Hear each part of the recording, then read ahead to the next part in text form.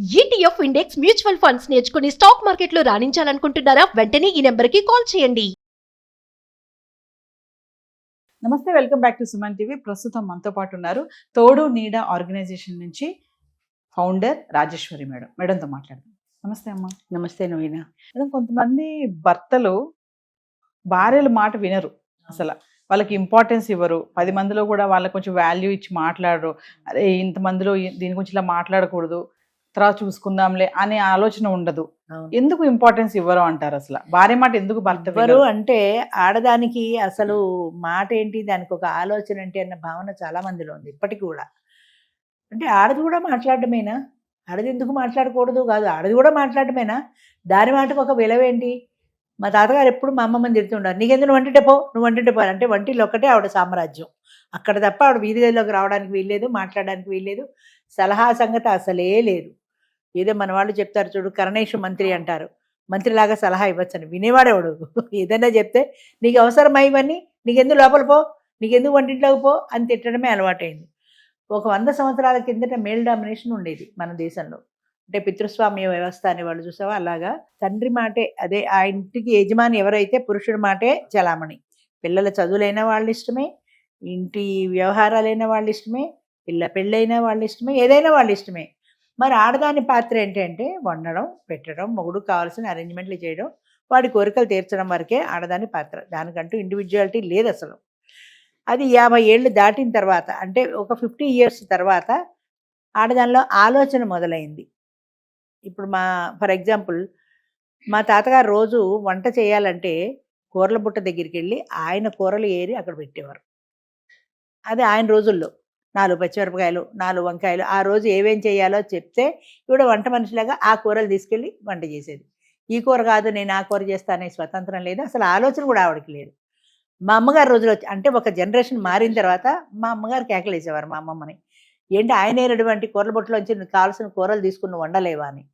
ఆవిడేమనేదంటే, పోన్లే అమ్మ నాకేం నష్టం, ఆయన ఇరిస్తే అదే వండుతాను, నాదేం పోయింది, ఏరే పనే తప్పింది నాకు అని అనుకొని ఆనందపడేదే కానీ నాకు స్వతంత్రం లేదన్న భావన ఆవిడలో లేదు.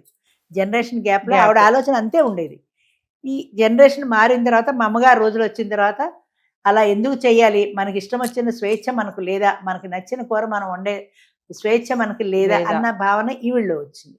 అంటే ఒక తరం మారేటప్పటికీ ఆలోచన విధానం మారింది. మా అమ్మగారు రోజులు వచ్చేటికి ఆవిడ కూరల బుట్టలోంచి ఆవిడకి ఇష్టం వచ్చిన కూర తీసుకుని వండే మార్పు వచ్చింది.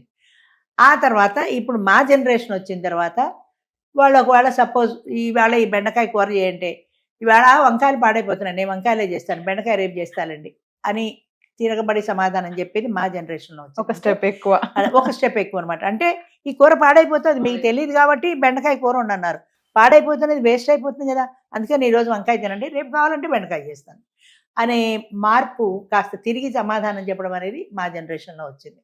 మా పిల్లల జనరేషన్ వచ్చేటప్పటికి ఎందుకు చేయాలి ఇవాళ అని నేను చేయను, అసలు నేను ఇవాళ వంటే చేయను, స్విగ్గీ నుంచి ఆర్డర్ ఇద్దాం అనుకున్నా అనే జవాబు మా పిల్లల జనరేషన్లో వచ్చింది. అలాగా తరాలు మారుతున్న కొద్దీ అంతరాలు కూడా మారుతూ వచ్చాయి, ఆలోచన విధానం మారుతూ వచ్చింది. ఎందుకు చెయ్యవు అనే ప్రశ్నే లేదు మా తాతగారి రోజులో. ఇది చెయ్యి అంటే ఎందుకు చేయాలి అనే ప్రశ్న లేదు కదా ఆవిడ దగ్గర నుంచి. అలా వెళ్ళిపోయింది డామినేషన్. ఆ తర్వాత మా అమ్మగారు రోజులు వచ్చిన తర్వాత అదెందుకు చేయాలి, ఇదే చేస్తాను. అలాగా జనరేషన్ మారుతున్న కొద్దీ ఆలోచన విధానాలు మారుతూ వచ్చాయి.